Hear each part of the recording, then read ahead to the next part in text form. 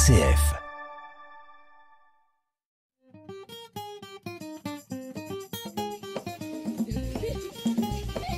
Un développement véritablement humain est un bien commun universel. Que vous soyez toujours Caritas à notre côté, c'est-à-dire amour. Bonjour et bienvenue à votre rendez-vous avec Caritas International sur l'antenne de votre RCF, un rendez-vous mensuel d'information et d'échange placé sous le signe de l'urgence et du développement, de l'asile et de la migration. Nous entamons cette nouvelle année de rendez-vous à vos côtés en évoquant un pays de contraste. Contraste entre une croissance économique à 2 chiffres et des inégalités qui continuent de se creuser. Contraste aussi entre la promesse de jours meilleurs et le retour des bruits de bottes qui le replongent dans ses heures les plus sombres. Ce pays, le 2e pays d'Afrique par sa population, est considéré comme l'un des berceaux de l'humanité. Vous l'aurez sans doute reconnu, ce pays c'est l'Éthiopie. Et pour évoquer son actualité et l'action que le réseau Caritas y déploie, nous accueillons un expert qu'il connaît bien, Marc Brothers. Marc Brothers, bonjour. Bonjour Gilles. Alors vous êtes un homme très occupé, mais vous nous accordez un petit peu de temps aujourd'hui, c'est un vrai plaisir. Vous êtes en charge des projets que Caritas International Belgique mène dans la région. On ne va pas dire depuis combien d'années, ce serait impoli. Oui, c'est depuis plusieurs années avec une interruption, mais bon, je suis de retour au desk Afrique de l'Est et c'est un réel plaisir de retrouver l'Éthiopie. Et merci de m'avoir invité. Avec grand plaisir. Ouais. Mais imaginez-vous un petit peu nos auditeurs qui ne connaîtraient pas encore ce vaste pays. Ouais. On vient de le dire. En 2 mots, qu'est-ce que c'est l'Éthiopie? À quoi ça ressemble? Oui, tu parles de pays de contraste, et c'est vrai. On peut y revenir, mais je pense aussi que l'Éthiopie, c'est d'abord un pays de diversité. Donc, diversité de peuples, de culture, de paysages, d'écologie, etc. Donc il y a d'abord ça, et évidemment c'est aussi un pays, comme tu viens de l'évoquer aussi, c'est le berceau de l'humanité selon certains, et d'un autre côté c'est aussi un lieu de rencontre entre civilisations, donc entre disons le monde méditerranéen, le monde arabe, le monde africain évidemment, et c'est ça aussi qui rend le pays très fascinant. Ensuite c'est un pays de contraste aussi, oui, en effet. Donc, d'un côté, tu as une métropole comme Addis Abeba. À quoi ça ressemble Addis Abeba aujourd'hui quand on atterrit là-bas? Mais disons que jusqu'à il y a 2 ans, c'était une ville en plein essor. Donc, chaque fois que j'y revenais, ça avait grandi, il y avait de nouveaux bâtiments, de skyscrapers, le trafic, des embouteillages, les grandes organisations africaine aussi, donc c'est le siège de l'Union africaine, entre autres, ce qui rend aussi la ville, disons, un peu cosmopolite. Mm-hmm. Donc, si tu entres de l'aéroport dans Addis Abeba, tu te sens dans un vrai métropole, quoi, cosmopolite. D'un autre côté, si tu vas un peu plus en profondeur, tu vas reconnaître les bidonvilles. Donc, ça, c'est déjà au niveau d'Addis. Le contraste est aussi évidemment dans le fait que d'un côté tu as cette expansion économique qui a eu lieu surtout entre 2005 et 2015. C'était une expansion qui était caractérisée par des chiffres de croissance à double chiffre. Et d'un autre côté, donc la pauvreté qui n'a pas vraiment été résolue. Donc si tu regardes les chiffres concernant les objectifs de développement durable, il y a certains progrès qui ont été réalisés, surtout jusqu'à 2016-2018, mais d'un autre côté, les inégalités ont creusé. Donc, pour donner un exemple, il y a eu certaines années, pendant cette période, où l'Éthiopie était le pays où il y avait la croissance la plus importante en termes de millionnaires en dollars. Mm-hmm. Ce qui montre un peu en même temps, il y a toujours cette insécurité alimentaire pour une grande partie de la population. On y reviendra dans un instant, cette question de l'insécurité alimentaire. On sait que c'est le cœur du travail de Caritas, mais c'est aussi l'occasion de rentrer dans le vif du sujet, peut-être avec la question la plus compliquée, pour ne pas dire la plus brûlante du moment, parce que si l'Éthiopie a fait les gros titres de l'actualité ces dernières années. C'est pas avec sa croissance, mais c'est plutôt au niveau de la rubrique conflit, de la politique internationale. Alors le retour de la guerre dans la région du Tigré. Donc on est au nord du pays, à la frontière avec l'Érythrée. Ça ravive, comme je le disais en introduction, les cicatrices les plus douloureuses du passé. Et ça replonge le pays dans une catastrophe humanitaire aussi majeure que négligée. Alors cette crise, elle est négligée, si j'ai bien compris, parce qu'il y a eu un blocus humanitaire et aussi en termes d'information, très peu d'informations concrètes nous sont parvenues au plus fort de ce conflit. Et une crise majeure, enfin, parce que des sources crédibles évoquent des centaines de milliers de victimes dans les combats, de par la faim, de par l'absence de services de base et humanitaires, et autant de personnes aujourd'hui encore qui devraient pouvoir dépendre de l'assistance humanitaire. Il y a un motif de soulagement, toutefois, on est dans l'actualité récente, on revient après 2 ans de conflit, au 12 novembre, avec à Pretoria, la signature d'un accord de paix. Marc, voilà un petit peu le tableau qu'il fallait dresser avant cette question. C'est une région du pays que vous connaissez bien, où Caritas a longtemps concentré ses activités. Est-ce que vous avez de bonnes raisons de croire que cette paix, elle va durer et que ça va permettre finalement de reprendre les opérations et que les services d'église qui étaient encore en place jusqu'il y a peu fassent leur travail? Oui, je suis plutôt optimiste en ce qui concerne le Tigré pour le moment. Donc je pense en effet qu'une paix durable est possible, mais aussi que le chemin vers la paix durable sera probablement très hasardeux. Pour un peu mieux comprendre, il faut savoir que, selon moi, le conflit se joue à 2 niveaux. Donc il y a d'un côté une lutte pour le pouvoir central, fédéral, à Addis Abeba. Donc le TPLF, c'est la partie politique avec ses forces militaires aussi, qui a longuement tenu le pouvoir à Addis de 1991 jusqu'à 2018 environ, et qui a perdu ce pouvoir au moment que Abiy Ahmed, c'est le Premier ministre actuel, est venu au pouvoir. Et donc, ils ont été écartés et le modèle que Abiy Ahmed propose pour l'Éthiopie est différent du modèle que, entre autres, le TPLF propose. C'est-à-dire qu'il y a un conflit de vision par rapport au futur de l'Éthiopie entre, d'un côté, un ethno-nationalisme qui veut donner plus de pouvoir aux régions et, d'un autre côté, ce qu'on appelle l'éthio-nationalisme qui voudrait renforcer le pouvoir central, et ça va aux dépens du pouvoir des régions. Et donc, c'est important que maintenant, il y a de nouveau un espoir d'un accord et d'une amélioration des relations entre le Tigré et le pouvoir central, mais le sujet n'est pas uniquement le Tigré, parce que d'autres régions aussi, il y a des luttes, des disputes qui concernent les mêmes sujets. Donc, par exemple, Oromia voudrait avoir ou au moins maintenir l'autonomie dont elle a bénéficié depuis donc environ 25 ans sous le régime précédent, mais et s'oppose donc à la centralisation du pouvoir. Même chose avec la région somalienne de l'Éthiopie, etc. Donc, la situation est tendue, pas seulement dans le nord, mais aussi dans d'autres régions du pays. Et donc, la solution peut être rapidement trouvée, peut-être pour le Tigré, mais ce n'est pas dire que ça sera pour toutes les régions. Ensuite, l'autre niveau auquel se joue le conflit, c'est au niveau des frontières entre la région du Tigré et la région de Amhara. C'est un conflit territorial concernant des terres dans l'ouest du Tigré qui sont disputées par les 2 régions.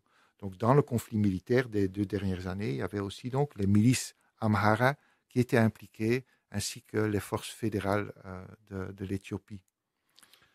Et alors, il y a un autre motif de préoccupation qu'on ne peut pas taire, mais qui se joue peut-être plus bas, plus au sud de ce pays. En fait, c'est une sécheresse sans précédent qui fait aussi que la situation alimentaire d'une partie de la population éthiopienne est aujourd'hui particulièrement préoccupante. Je pense que peut-être les écouteurs se souviennent, ceux qui sont un peu plus âgés parmi les écouteurs, Les fameuses images de 84.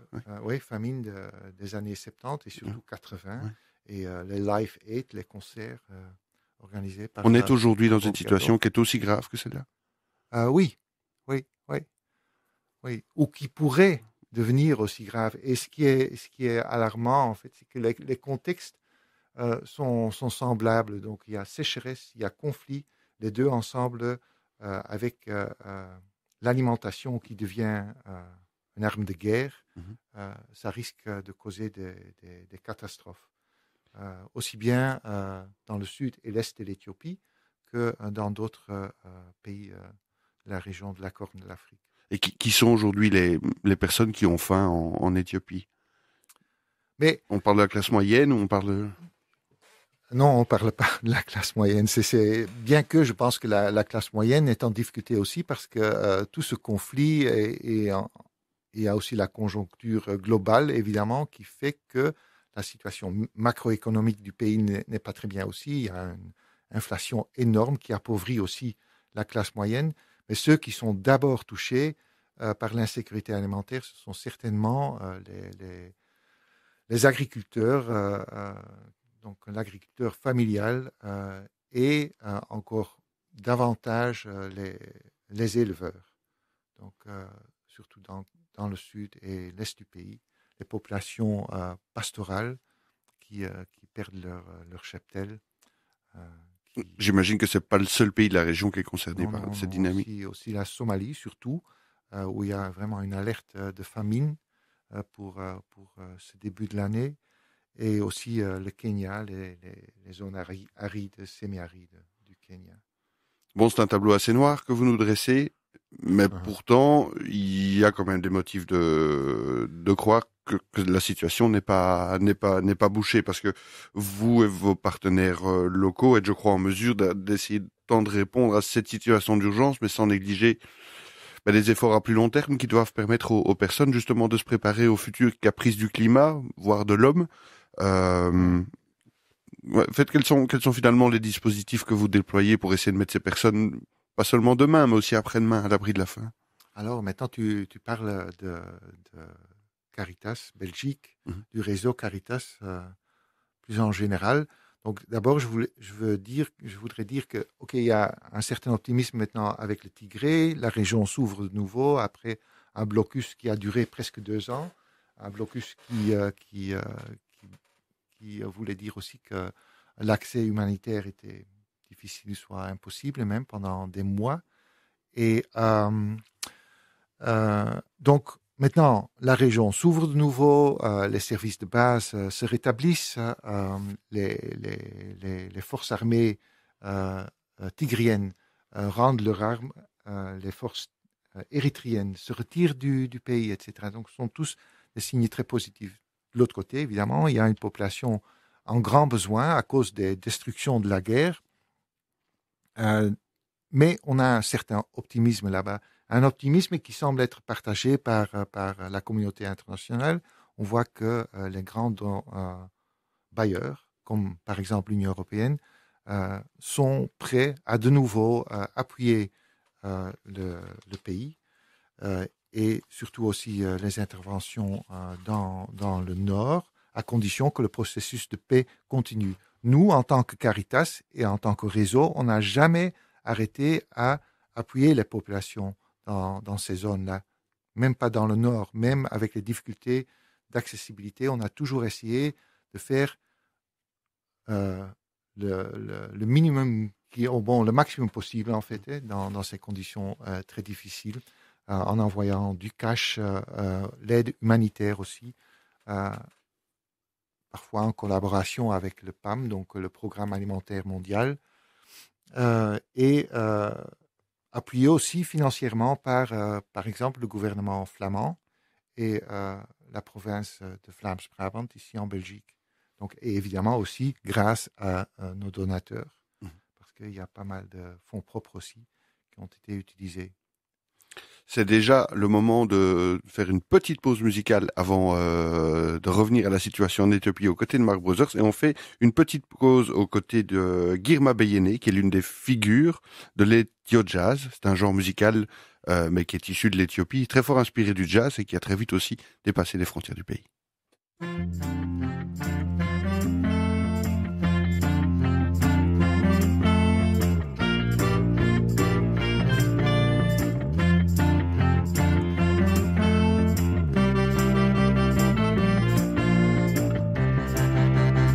አቃተኝ ፍጹም መለየት እሷን ከመሰለ ወጣት ጥሩልኝ ቶሎ በፍጥነት ትድረስ በነፍሴ ሳልሞት ፍጹም ፍጹም አልተዋትም ካለሁ በሕይወት አልረሳትም እሷን ሳገኝ ነፍስ ዘራለሁ በደስታ ፓር ሰምጣለሁ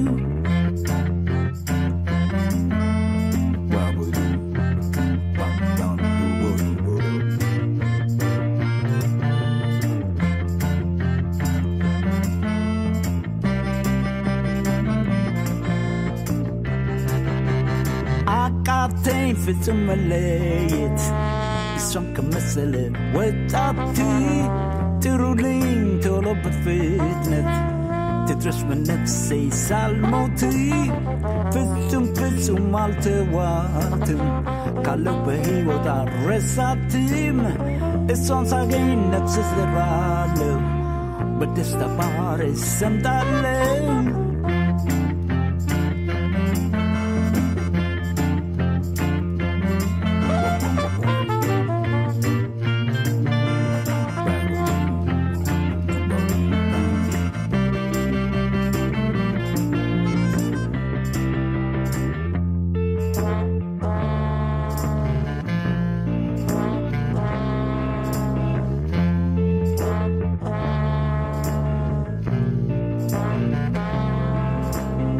አቃተኝ ፍጹም መለየት እሷን ከመሰለ ወጣት ጥሩልኝ ቶሎ በፍጥነት ትድረስ በነፍሴ ሳልሞት ፍጹም ፍጹም አልተዋትም ካለሁ በሕይወት አልረሳትም እሷን ሳገኝ ነፍስ ዘራለሁ በደስታ ባሕር ሰምጣለሁ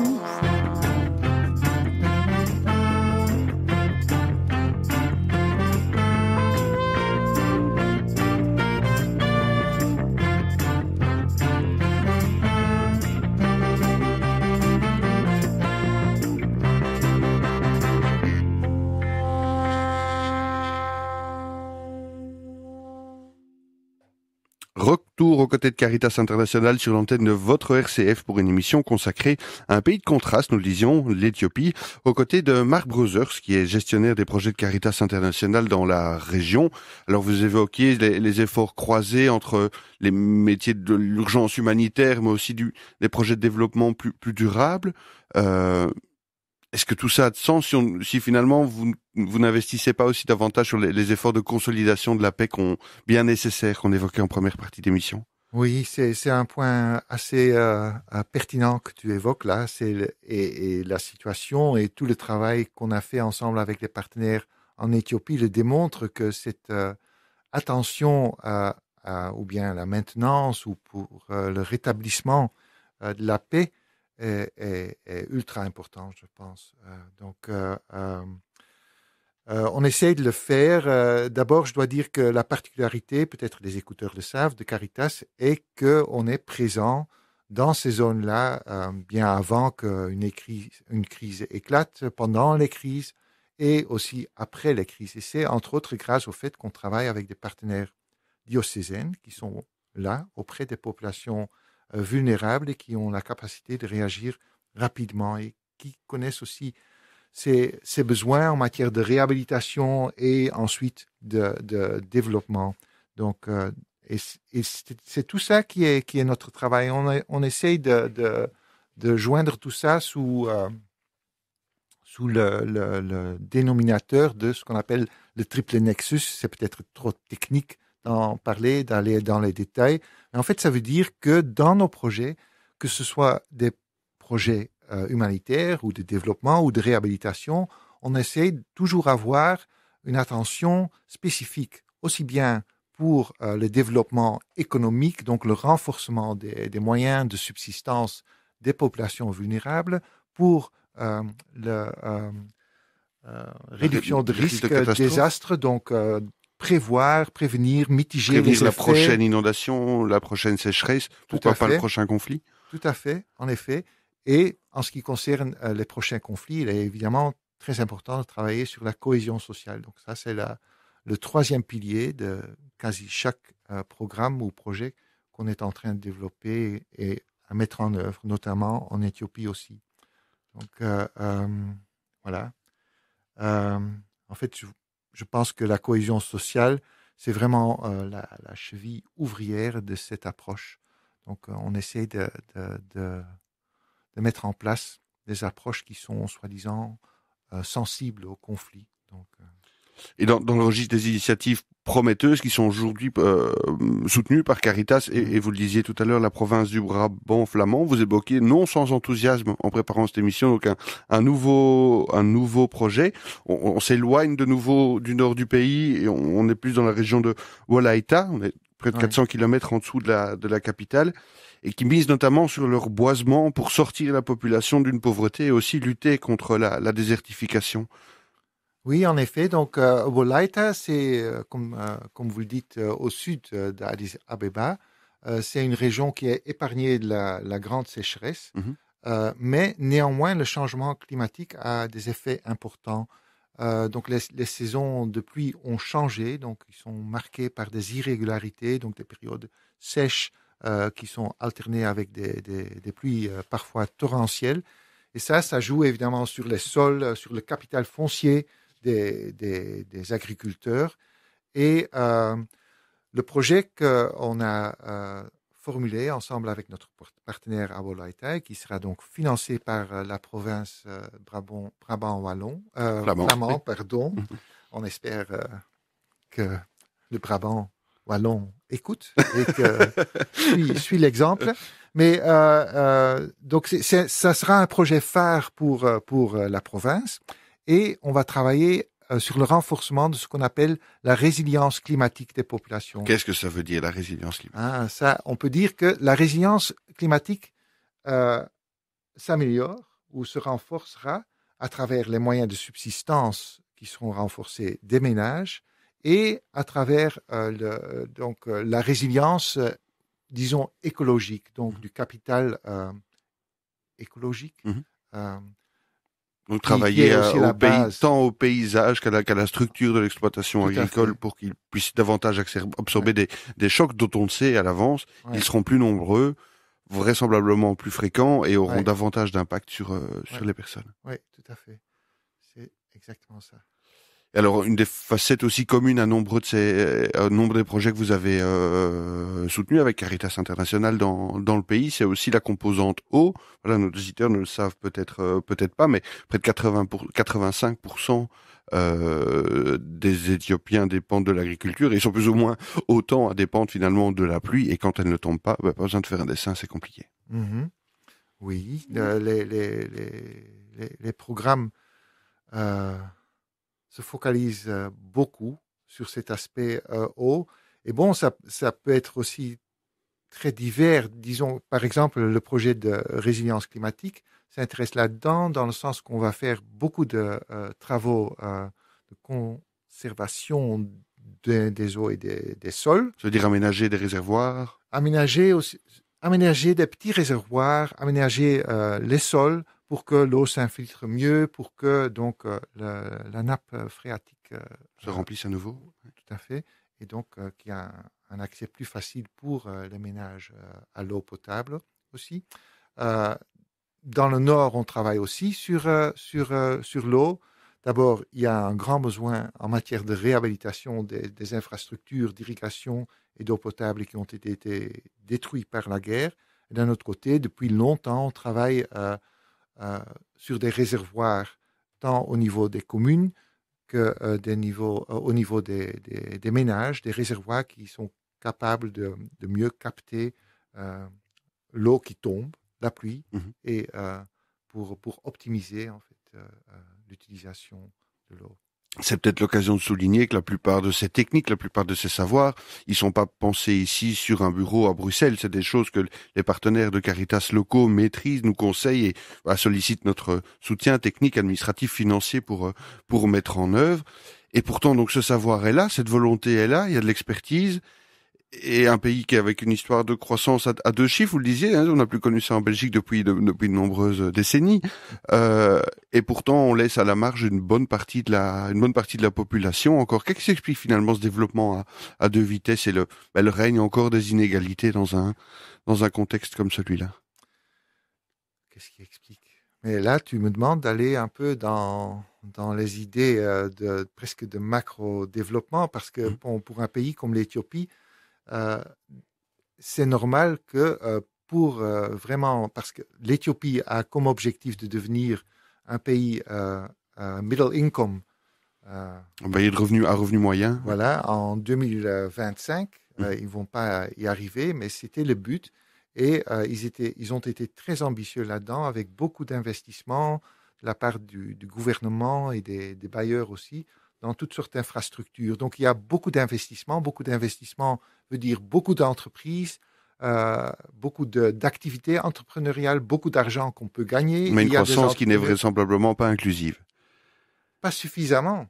Parce que, comme je l'ai dit au début, ils ont quand même réussi à améliorer certains de leurs chiffres. Et donc, par exemple, il y a eu des crises de sécurité alimentaire dans le passé, il n'y a pas si longtemps que ça, il y a quelques années, et le gouvernement éthiopien était capable de répondre soi-même à cette crise-là sans devoir faire appel trop à des organisations humanitaires. Ça veut dire que quand même le pays avait construit une certaine capacité de répondre à des crises majeur et des systèmes de protection sociale capables d'absorber ça. Tout à fait. Il nous reste 1 minute pour conclure. Marc, pardon. Que peut-on vous souhaiter à vous et plus particulièrement à vos projets, à vos partenaires pour cette année qui commence? Mais je pense que les écouteurs ont bien compris. Ce qu'on souhaite, c'est la paix d'abord, et ensuite la pluie pour que les gens peuvent planter et maintenir leur cheptel. Et dernièrement, si je peux le dire, on espère aussi évidemment le renouvellement du soutien de nos donateurs qui rendent tout ça possible, le travail que nous on fait ensemble avec les groupes cibles et les partenaires dans ce pays-là. Merci beaucoup Marc pour votre témoignage passionnant. J'espère que votre appel sera entendu et j'espère qu'on aura l'impression de venir avec de meilleures nouvelles la prochaine fois qu'il sera question d'Éthiopie à ce micro. Ce sont déjà sur ces mots que se termine votre rendez-vous avec Caritas sur l'antenne de votre RCF. Au revoir et comme le dit le générique, soyez Caritas.